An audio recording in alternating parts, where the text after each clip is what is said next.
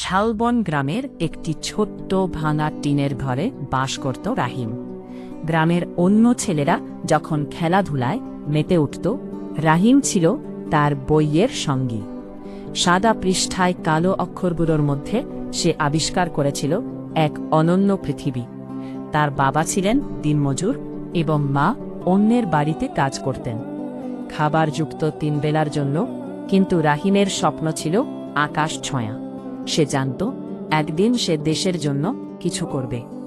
যখন রাতের অন্ধকার চাদরের মতো গ্রামটিকে ঢেকে ফেলত, সে ল্যাম্পপোস্টের নিচে বসে পড়ত। বিদ্যুৎ না থাকলে অন্ধকারে বইয়ের পাতা উল্টাতে উল্টাতে সে অনুভব করত তার স্বপ্নগুলো যেন বাস্তবতার অপেক্ষায় রয়েছে। গ্রামের মানুষরা তাকে দেখে হাসত। গরিবের ছেলে এত পরে কি হবে, তারা বলত।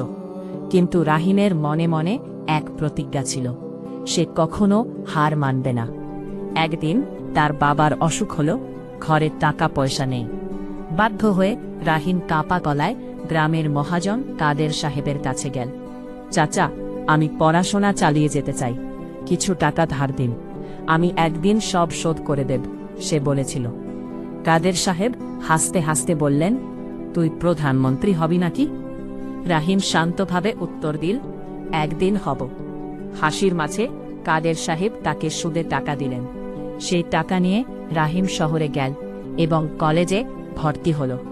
দিনে টিউশনি করত, রাতে পড়াশোনা করত। কষ্ট, অপমান, ক্ষুধা সবকিছু সহ করেও সে পড়া ছাড়েনি। বছরের পর বছর কঠোর পরিশ্রমের পর রাহিম বিশ্ববিদ্যালয়ে প্রথম হল। সাফল্যের সিঁড়ি বেয়ে সে দেশের মানুষের জন্য কাজ শুরু করল। দুর্নীতির বিরুদ্ধে কথা বলল, গরিব মানুষের অধিকার নিয়ে আন্দোলন করল। ধীরে ধীরে মানুষ তাকে ভালোবাসতে শুরু করল। একদিন নির্বাচনের সময় পুরো দেশ একসাথে বলল, আমাদের নেতা রাহিম। ফলাফল ঘোষণার দিন গ্রামের সেই গরিব ছেলে রাহিম দেশের প্রধানমন্ত্রী নির্বাচিত হল। প্রধানমন্ত্রী হওয়ার পর প্রথমে সে নিজের গ্রামে গেল। পুরনো মহাজনের বাড়ির সামনে দাঁড়িয়ে বলল, চাচা, আপনার ধার করা টাকা শোধ করতে এসেছি। বৃদ্ধ মহাজনের চোখে পানি চলে এলো। তিনি বললেন, আমি টাকা চাই না বাবা, আজ তুমি প্রমাণ করেছ গরিব মানুষের স্বপ্ন একদিন আকাশ ছুঁতে পারে। রাহিম তখন গ্রামের শিশুদের দিকে তাকিয়ে বলল, দারিদ্র্য মানুষকে থামাতে পারে না, থামায় শুধু ভয় আর হাল ছাড়িয়ে দেওয়া। সেদিন থেকে শালবন গ্রামের প্রতিটি শিশুর চোখে নতুন স্বপ্ন জেগে উঠল।